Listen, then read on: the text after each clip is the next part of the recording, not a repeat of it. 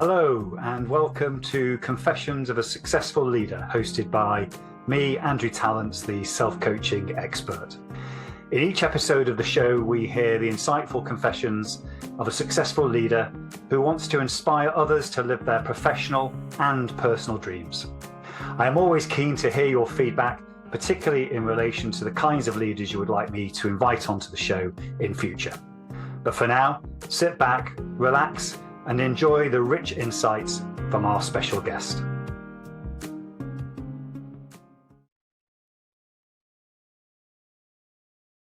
Hello and welcome to another episode of Confessions of a Successful Leader, hosted by me, Andrew Tallents, the self-coaching expert.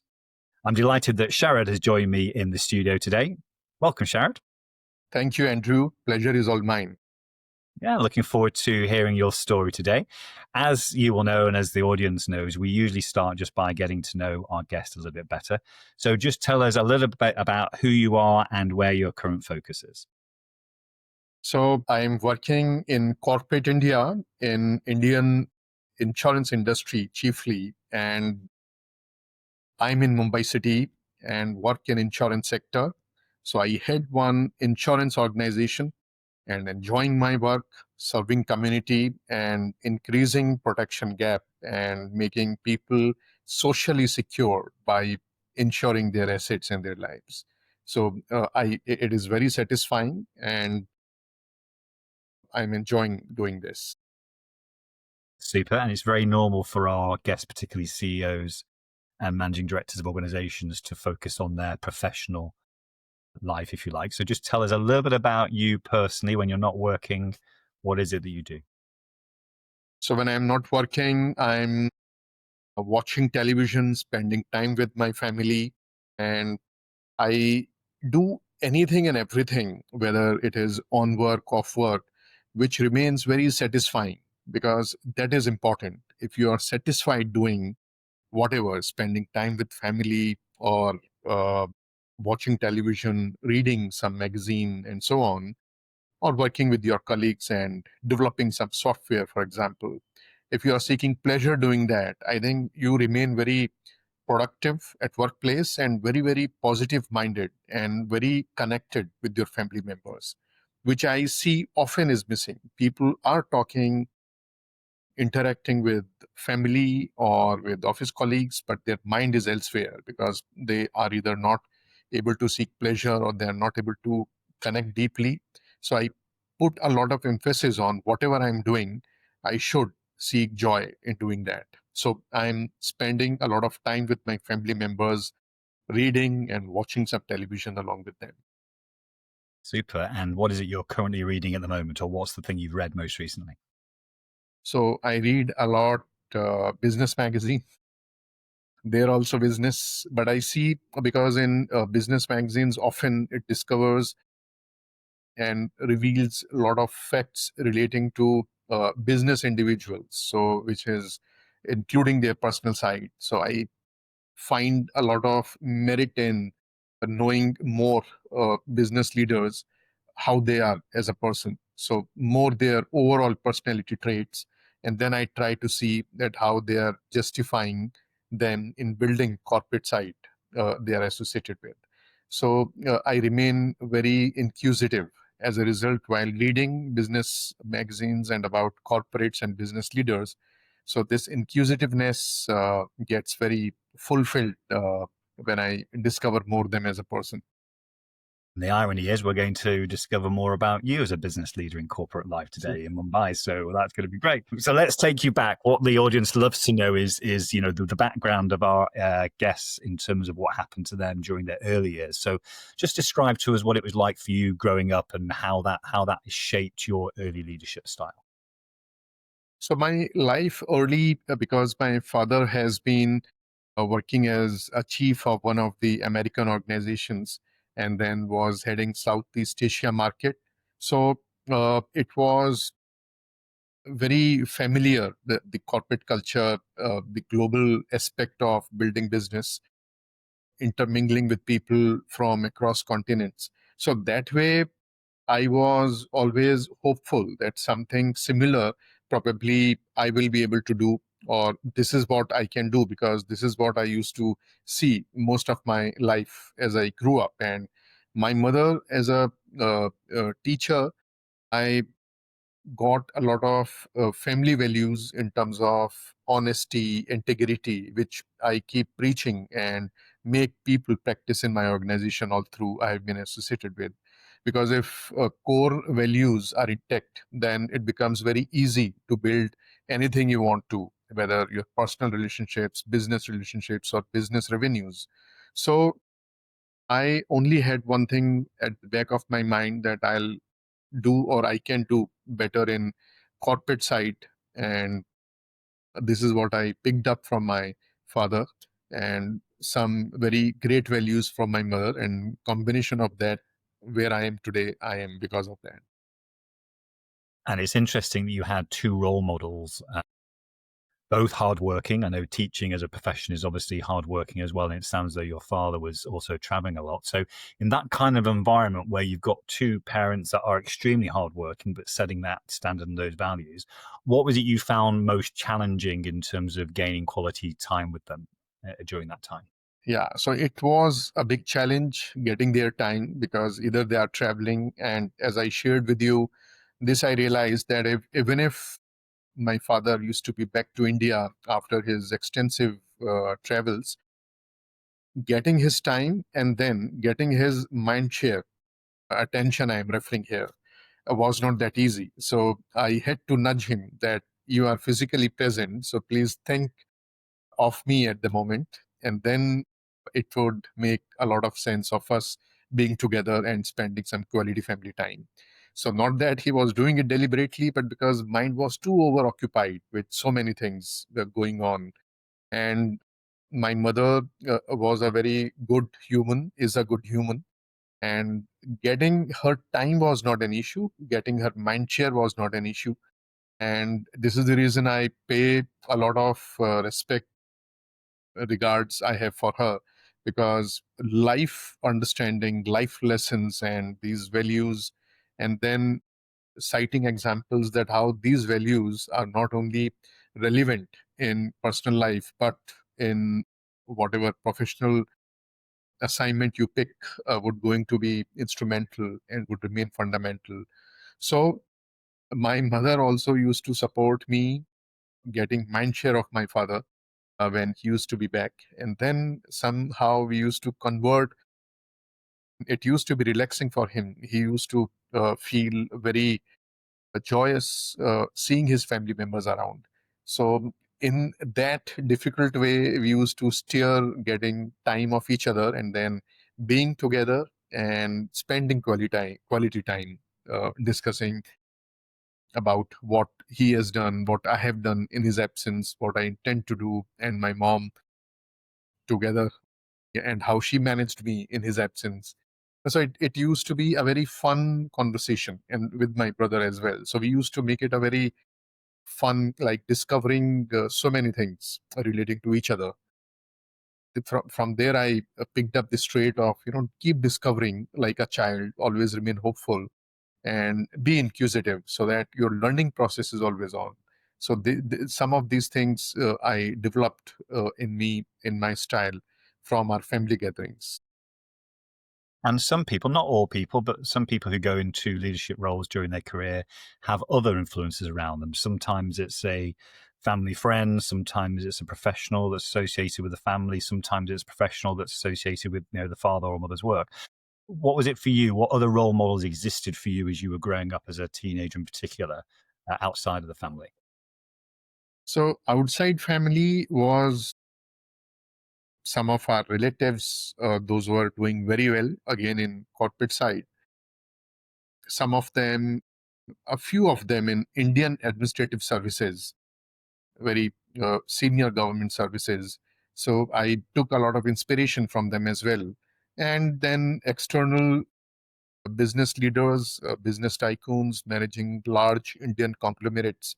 So, as I shared with you, I started reading business when I was in grade 11.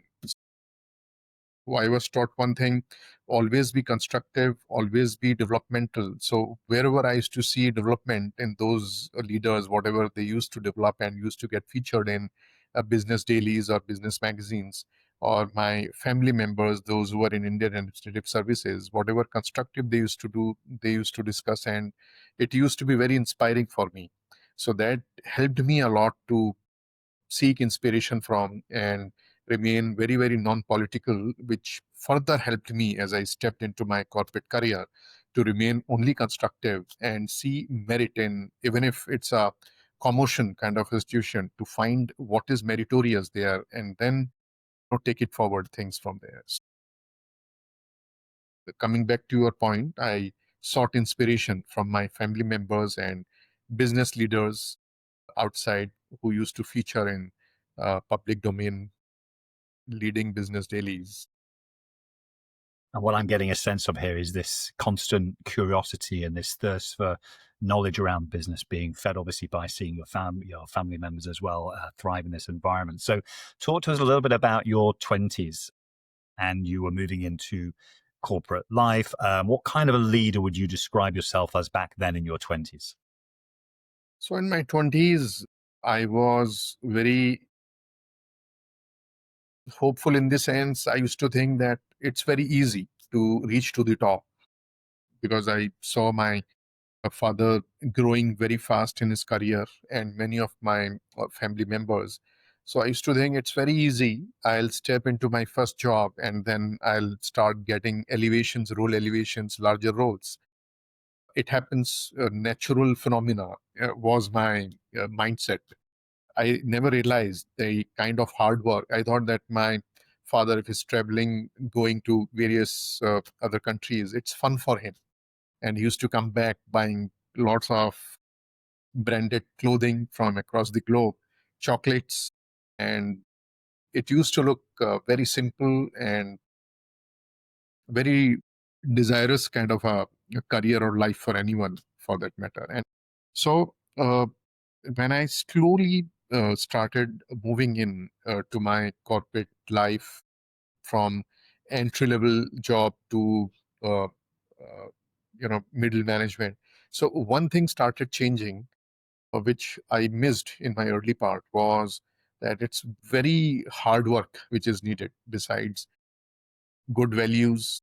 Your interactions should remain very constructive, positive, no two ways about it. But then you need to exert a lot, and it's physical exertion as well as you need to be a thought leader. So my father taught me one thing, that be a thought leader more than focusing more on your personality traits. You talk whatever, you wear whatever, it's apparently good, which is very momentary. But then you need to be evolving each day and enriching your thought process, because you should be a visionary, should be able to see what is on the other side of the wall without going on the other side of the wall. So this is the kind of sharpness you need to bring in your thought process. So during my evolution, then and now, this thing which I had to work very hard on, because career making or larger roles are not a cakewalk. So you need to exert a lot. And that's really interesting in terms of that advice that you had. And obviously, you took that on board. And as you were in your 20s and then moving into your 30s, as you say, you're moving through this middle management and into more senior roles, what were you personally finding most challenging around leading people? Because that's the thing that makes the difference in organizations. What were you finding most challenging about that at that point?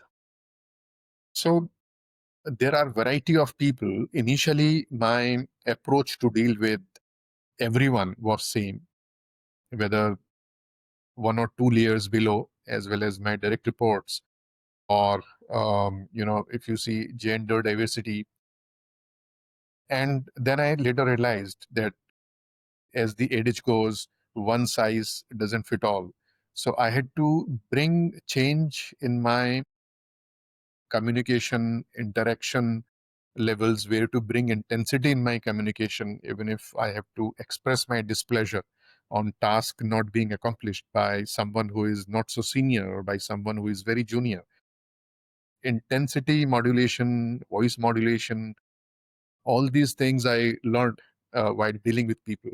And challenging was that how, if you're talking with a large group, so how to cascade a message in different ways so that it remains acceptable. Because mostly I have seen, as I was growing up in my career, that leaders, they tell something and they think that it will well get percolated. Of course, yes, when some leader is announcing something or trying to tell something as a message, it gets percolated, but it is rightfully and comprehensively percolated only when it is well accepted.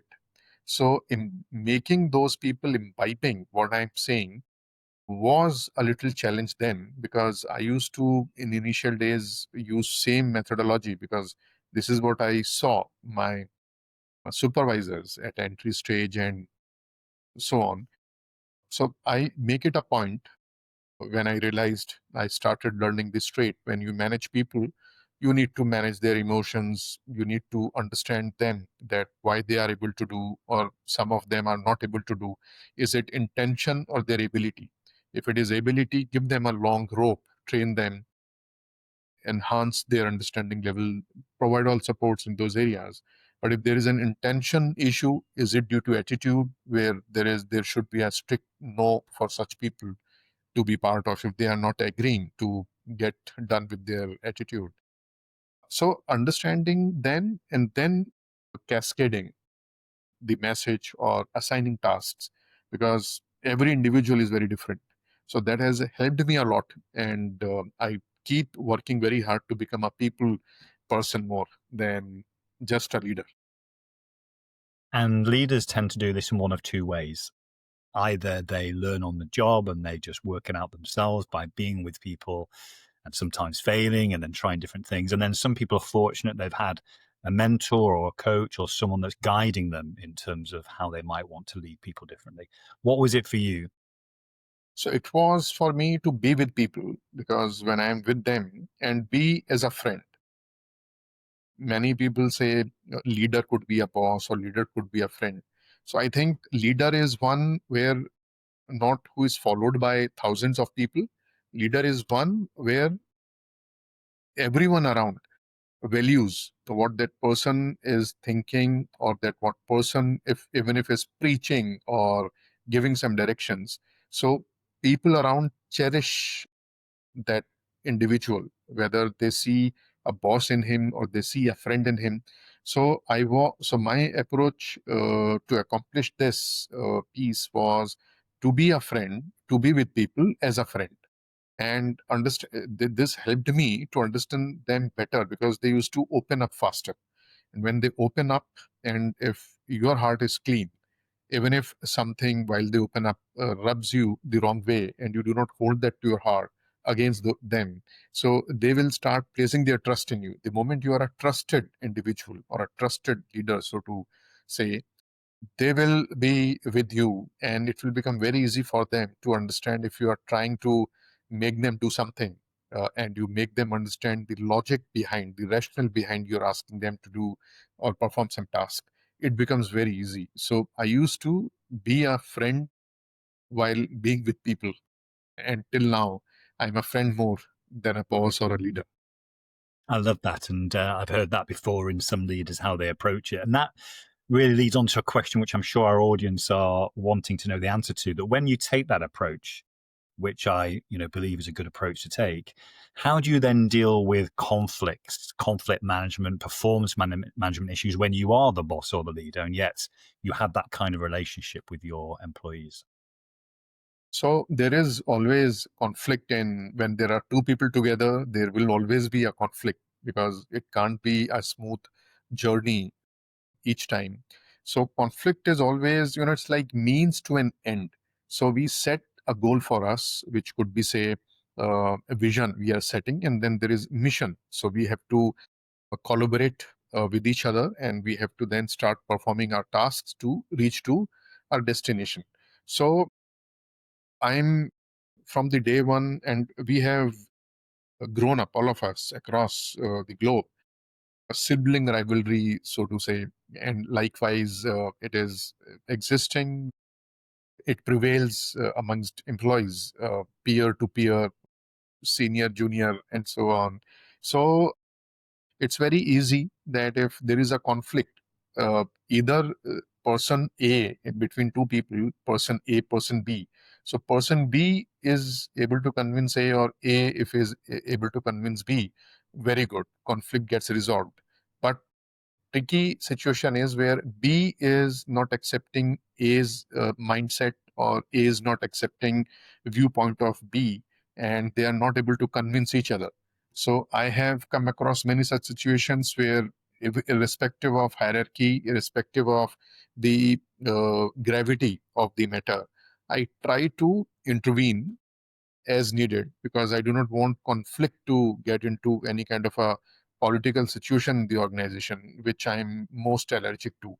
So, and with their supervisor, if these guys happen to be two junior roles and I get to know, so whatever limited time I have for managing these matters to build culture of the organization to the best, just involving a supervisor, I try to enhance their convincing ability.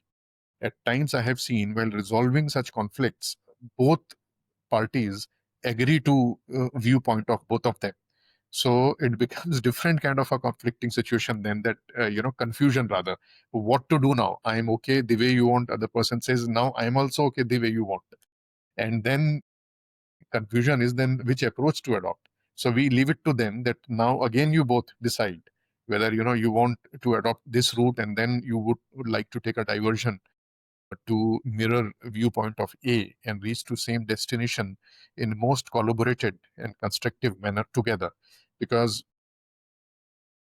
to conclude, in my way, teamwork, as we see, which is very prevalent across all corporates, is not when people are working together. Teamwork is when people are together achieving same objective.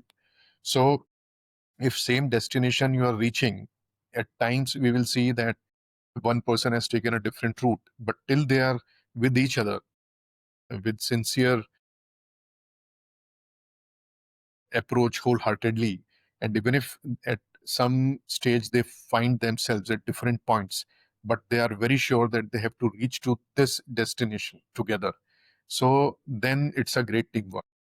If all are together physically, but then they are not doing their job with heartfelt sincerity, and togetherness is missing, mindfully they are not present, then there is an issue of team spirit. So all these things collectively I keep in mind, so and we resolve these conflicts that way. Thank you for sharing that. And it also then leads me to think, and you've been on this journey, and many leaders either will be or approaching it now. We've been talking a lot about the managing the team and making sure everyone's aligned. You get to a certain point in your career in an organization where suddenly you're having to spend as much time, if not more time, managing senior stakeholders, people above you, shareholders, investors, other stakeholders. And some people don't really appreciate the time that takes. So talk to us about when that happened for you and how you managed to manage those stakeholders as effectively as your team members. So it's very simple the way one manages team members. So I understand the same way each individual, we have investors, shareholders, as well as large size board of the organization. So board comprising of representatives of shareholders and independent directors. So everyone has a different view to gauge business, whether it is in terms of business progression or it is in terms of governance or compliance. So understanding their viewpoint is very important, because simply shaking hands and then accepting directions from them and then go strategizing, planning and executing those directions, there could be various occasions where you would find yourself not being aligned with them, or they feel that although this person as chief of our entity doing good, but he's somewhere not aligned while performing whether governance compliance task or overall organizational progression. So once I understand my team members, or I understand my shareholder directly, or representative of my shareholder in board or my independent directors, it becomes very easy to manage them, and any person would be able to understand their directions. But while performing those tasks, executing those tasks involving my entire team, they feel that this management team is aligned. Otherwise, even if you're doing very good and there is little non-alignment, would not create so conducive environment, not only for person who is heading the organization, but for entire management team, middle management, people down the line. So to make it very conducive, a little investment in understanding every person's psyche creates a lot of bonding and comfort. And when trust is placed in each other, whether higher ups or people, those who are part of the team, it creates a lot of high scope of whatever you're doing. You will remain or emerge as victor. So that scope enhances. So in one line, I understand people more before acting or reacting. And I love this theme through what you've been talking about the importance of curiosity around business, around people, around relationships and stakeholders. Let's bring it back to you as a leader. And what I'm really curious about, because I know that you're obviously learning all the time, is for you to reach even higher heights in terms of the way you make an impact in the world in the role that you're doing now. What is it that you're still working on internally to keep improving each day? So I'm still working on widening my horizon, enhancing my vision. Mostly like my fellow colleagues who are heading organizations, one thing I see in them, which is no different in me, grappling with our daily organizational issues, managing stakeholders, customers, distributors. So day gets over and one doesn't get time too much to think big.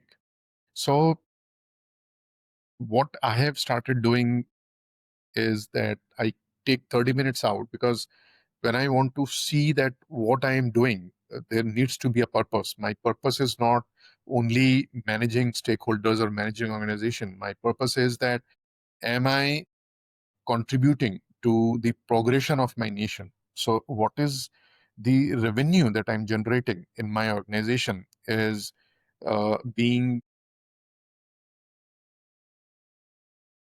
seen as a contribution to country's GDP. So I measure each financial year that how much fraction of a percent though, but is a contribution to country's GDP. So how can I further enhance at what pace my country's GDP is growing? So whether my organizational pace has to be much more, how much more is my sector, my organization part of? How much is the contribution, sectoral contribution to country's GDP? So some of these things I've started seeing, and then so which enhances my vision, and I get even more brilliant ideas to grow my business, because now I'm growing my organizational business not only to adhere to objectives set by the board, but also convincing board to permit me to do these three things, which are supporting strong governance environment, but also in a way would going to further support our country growth. So why should we be limited to organizational growth? And largely, I'm in a business of insurance. So I'm providing social security. So how many lives I have insured? So there are many people in India, those who still do not have insurance. So how can I reach to them? How many of them are using, what percentage of population in India is using data mobile, and it's easy then to reach out to them. So what can I do to build that connect to the with the last mile? So serving entire population, how can I serve, cater to requirements of entire population of my country, which is little over 1.45 billion. So this helps me not only to have a very large vision or have a very large thought process to accomplish that, but also it helps me to innovate, that I should use technological advancement to bridge this gap. And these 3-4 things immediately I can do, which will address immediate requirement to reach out to them. And what can I do strategically? So strategic, which is long term; immediate, which is to manage my current. So it, which brings variety in innovation. So I innovate to manage current, and then innovate to support my strategic requirements. So a technological advancement is one. Then how to upgrade my manpower to also think like me, because alone if I think and people are not along with, so it will somewhere sabotage the whole objective of large vision, supporting to countries' GDP growth or contribution, or serving entire population by making them socially secured. Otherwise, we will be limited to use these jargons in such podcasts or on PowerPoint slides. But to actualize, it requires hard work. Coming back to my earlier thing, which I learned, that we have to exert, and a very high level of hard work is needed. Physical plus your thought process at mind level.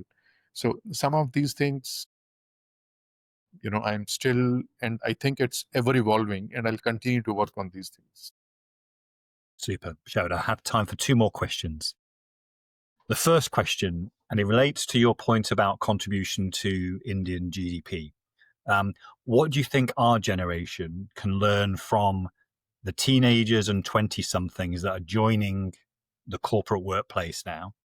What is it we can learn from that generation that will help the whole organization and also the contribution to GDP?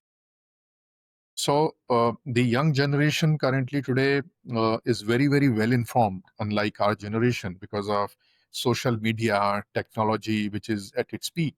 So now technology is available with people of our generation. So what we can learn from them is that always remain well informed, keep reading.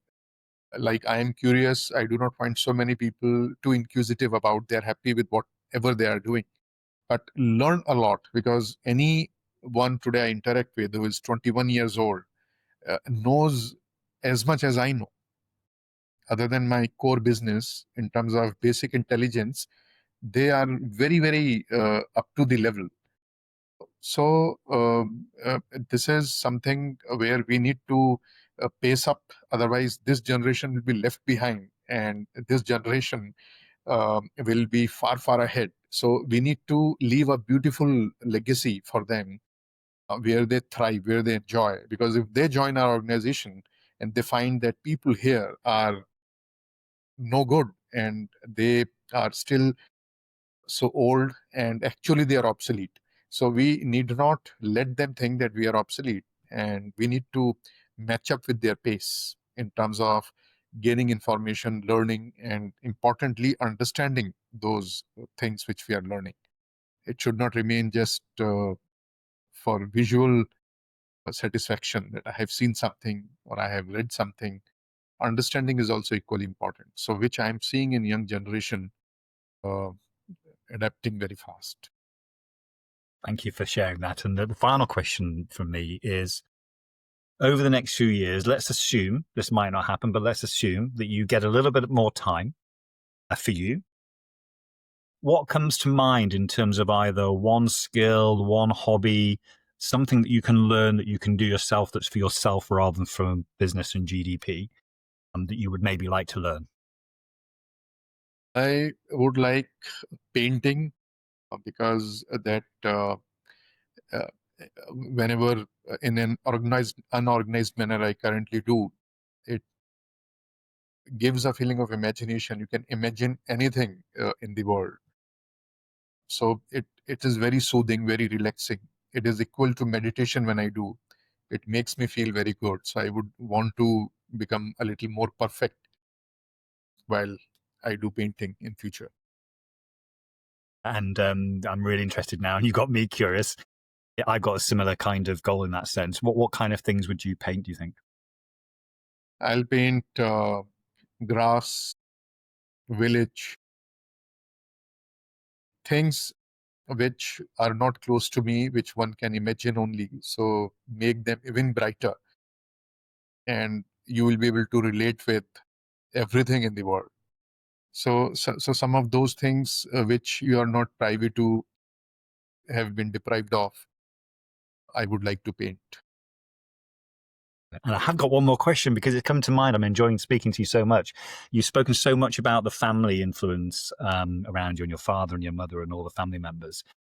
When you've gone and you're not here anymore, what is it you'd like to be known for in terms of the legacy that you've left behind in terms of your life? So someone who was very carefully doing things for the community. So I want community upliftment. People around me all should be doing very well in their family, happiness more, not from the wealth alone, but they should be mentally happy. And when they are secured, they are happy. So happy people make happy nations. Happy people make happy organizations. Happy people make happy family. So one should remain very happy like a child.